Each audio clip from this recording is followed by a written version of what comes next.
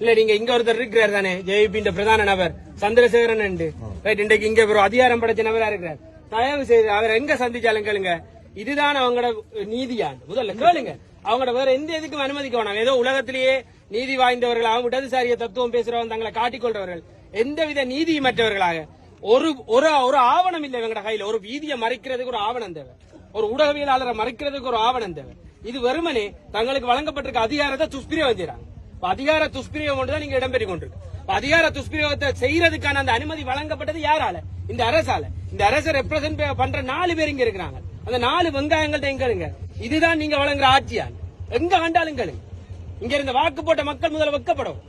இந்த மாதிரியான அதிகார போக்கையும் இந்த மாதிரி அக்கிரம போக்கையும் தான் இவ்வளவு காலம் கண்டிருக்கிறாங்க. இதன் தொடர்ச்சி தான் இந்த அரசாங்கம் செய்து கொண்டிருக்கு. அப்ப இந்த அரசாங்கங்கள் இருக்கிற நபர்களை கண்டு, அவர்கள எம்பி மேல கண்டு நீங்கள் உடனே கேட்க வேண்டிய முக்கியமான கேள்வி, எங்க சந்திச்சாலும் இந்த விசர் கூத்துகளை காட்டாம முதல்ல சனத்துக்கான நீதியை வழங்க சொல்லும். ஒரு நாடு நீதி இல்லாத நாட்டிலே எதுவுமே உருப்படியா இருக்காது. ஒரு சாதாரணமா எல்லாருக்கும் சமனா இருக்கக்கூடிய சட்டம் தையிட்டில இருக்கிற மக்களுக்கு மட்டும் வேறொரு வகையில இருக்கின்ற இது என்ன நாடு? ஒட்டுமொத்த தமிழ் மக்களுக்கு எப்பவுமே வேற தான் இருக்கு. ஏதாவது ஒரு சட்டம் உங்களுக்கு வேலை செய்த அல்ல இதுல இருக்கிற இந்த போலீஸ் அவனாவது ஒரு இந்த பைத்தியக்கார போலீஸ்காரன் வீட்டுல போய் நான் கட்டலுமா? இதுல நிக்கிற மோட்டு போலீஸ்காரன் வீட்டு காணிக்கல போய் நான் ஒரு வியாதையை கட்டி இவனை வெளியே போய் சொல்லலுமா? ஆனா இவன் வந்து ஒரு சட்டவிரோதமா கட்டப்பட்டதுக்கு சட்டத்தை பாதுகாக்கிற உடைய போட்டுட்டு வந்து பாதுகாப்பு வழங்கிட்டு நிக்கிறான். இது சரியா? இது சரியா? போலீஸ் யார்? போலீஸ் மக்களுக்கு பாதுகாப்பு வழங்க வேண்டியவன், சட்டவிரோதத்துக்கு பாதுகாப்பு வழங்கி கொண்டிருக்கான். இந்த நாட்டில் இதானே நடக்குது. இது யார் தட்டி கேட்கிறது? இதை தட்டி கேட்கிற ஆக்களை நோக்கி எவ்வளவு பேர் கேள்வி கேட்கிறாங்க?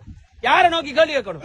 அதிகாரத்தையும் இந்த அரசாங்கத்தையும் நீதிக்கு முரணா செயற்பட்டவர்களை நோக்கி தான் கேள்வி இருக்கணும். எப்பவுமே கேள்விகள் யாரை நோக்கி கேட்கப்படுது? போராடுற மக்களையும் பாதிக்கப்பட்ட மக்களையும். தயவு செய்து இந்த ஊடக துறையில் இருக்கக்கூடிய நண்பர்கள், ஆதரவாளர்கள் இந்த விடயங்களை எடுத்து செல்லுங்க.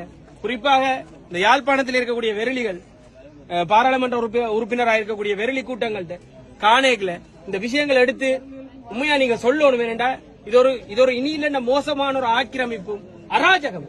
இந்த அராஜக போக்குக்கு ஒரு பொழுது நாங்கள் இசைந்து போக கூடாது என்ற விஷயத்தை நீங்க இங்க இருக்கக்கூடிய ஆட்களுக்கு தயவு செய்து எடுத்துக் கொடுங்க. நன்றி.